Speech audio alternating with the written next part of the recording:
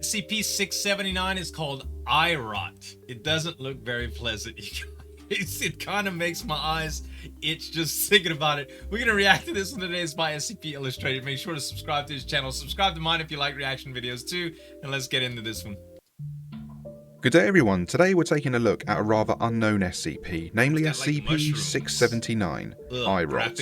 I'm really loving my infection, pathogen kind of SCPs at the moment, and this one is just all around horrific. Yeah. A thank you to the council and administrators, and let's get started. Alrighty. Description: SCP-679 is a fungal infection of a previously unknown Aspergillus species.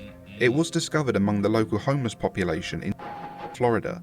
It is highly infectious through direct contact with the fungus, though other means of transmission have not been ruled out. Like spores, in early stages, subjects complain of entoptic phenomena. Subjects report seeing tiny bright dots moving rapidly in their field of vision. This is especially prevalent when sneezing or looking into strong blue light. After approximately 1 week from initial exposure, the sclera turns black. The subject loses vision at this time, becoming entirely blind. Within a day of this, small ulcerations appear in the corners of the eyes. This causes the vitreous humor to begin leaking out, having the appearance of thick black tears. Mycelia are also pushed through the ulcerations. Each mycelium resembles a thin white thread coated with slime, reaching as long as 25 centimeters. As the ulcerations widen and more of the humor leaks out, more mycelia appear. At this stage, the eye begins to rot entirely, a process sped up by the fungus. However, it seems to protect the rest of the eye socket and the nerve, preventing infection by other pathogens in 80 to 90% of test subjects. By the time the eyes have gone entirely, the sockets are filled with the fungus, with a thick mass of mycelia hanging from the empty sockets. This process takes approximately 2 weeks from the time the ulcerations appear.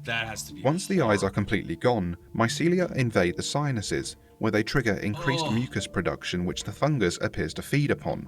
At this stage, the fungus becomes mobile, the individual threads gaining motility.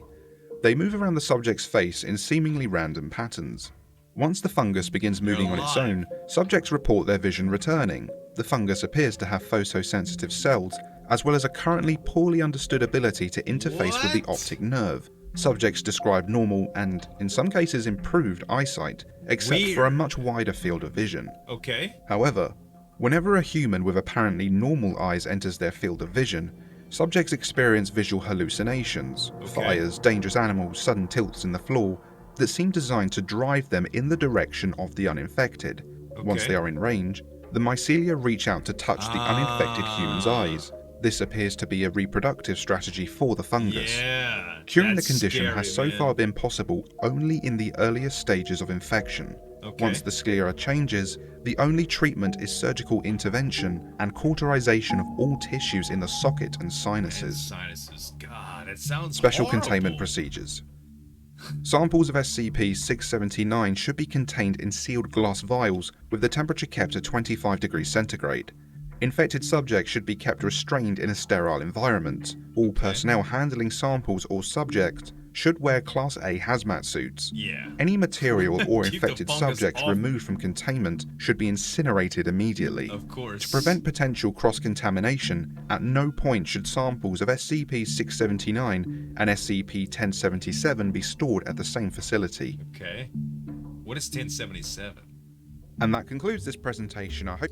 Wow, guys, golly, can you imagine? Like, I've had eye infections before, and they're absolutely horrible. Like, they mess with you because not only does it mess up your vision, and it usually makes you sensitive to light and everything blurry, and they itch and they water, but also the thought of something going very wrong and you losing an eye is very, very scary, man. Eyes are not to mess around with. Like, there's a bunch of things people say, like, oh, I'm not gonna go to the doctor for that, like a simple cold or whatever, but anytime your eyes ever mess with you, man, go to the doctor, bro. You need them things. Guys, SCP Illustrated, make sure to subscribe to him. Subscribe to me if you like reaction videos as well. Thanks so much for watching. As always, this is Zueljin signing off. We'll see you next time.